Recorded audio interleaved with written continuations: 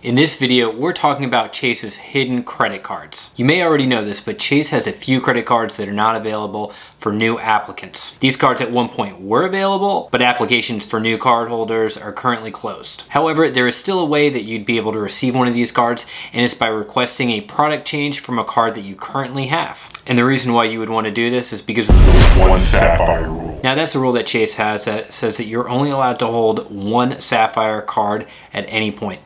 And Chase also does say that you're only able to get the Sapphire sign-up bonus every 48 months. This is the reason why some people with a Sapphire Preferred or Reserve card would want to request a product change, so that when they are eligible for the sign-up bonus again, that they would be able to apply for another Sapphire card. Now at the end of this video, we're going to tell you which one of these cards we would recommend and why we would recommend that card over a card that's actually available for new applicants right now. So the first card that we're going to talk about is the Chase Sapphire card. Now this is a no annual fee Chase Sapphire card.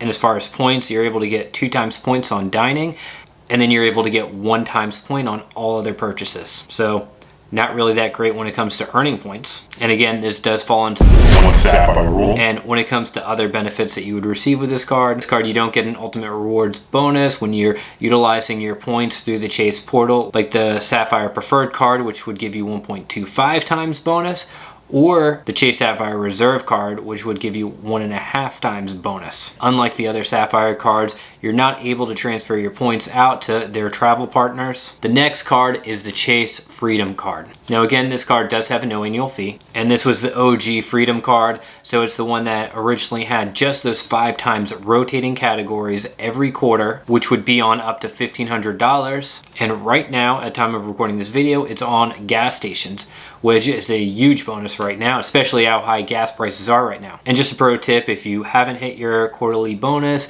and you're getting pretty close, get a gift card towards gas stations. So if you spent $1,000 over the course of 3 months and you still want to be able to get the full $1,500 5 times bonus, get a gift card for $500. Obviously, that means that you'd be spending more money that you initially would plan to, but the next couple months you would be spending less on gas, so it kind of equals out.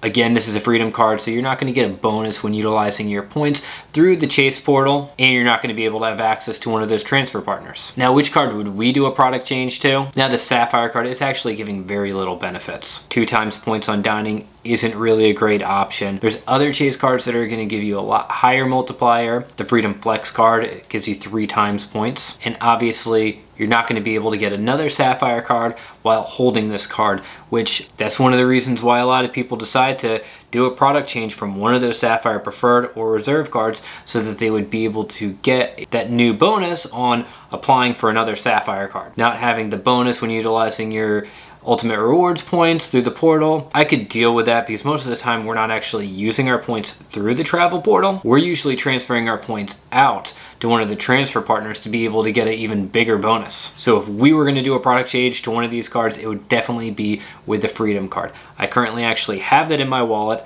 I had it when it was originally available, but this is the card I would go with. Being able to have that 5 times multiplier on those rotating categories is huge. Being able to get just that large of a bonus definitely is a really good benefit, especially when it becomes one of those categories, gas stations, grocery stores, or something that I'm going to be using very, very regularly, that I can easily hit that $1,500 maximum spend within the course of a quarter. Now, if you're familiar with some of the Chase cards, you're probably wondering, why wouldn't we product change to the Freedom Flex card, since it does have just a little bit more benefits. It has 3 times on dining and 3 times on drugstores, and that's because it's a MasterCard. Now, it's not like I'm against MasterCards or anything like that. I have a few MasterCards in my wallet. One is actually the Freedom Flex card. But when you're product changing from a Visa, which the Sapphire Preferred and Reserve card are, if you product change to a MasterCard, it's going to show that you're actually closing out an account and opening a new account on your credit. But if you're doing a product change from a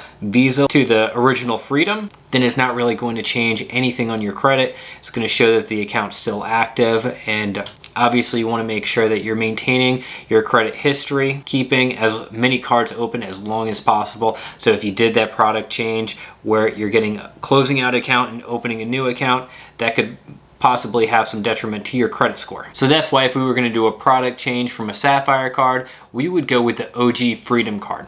Let me know what you think about that down in the comments below. Thank you for watching. Please hit the like button, subscribe if you're new to the channel, and hit the bell icon for notifications. I'll see you in the next video. Bye, guys.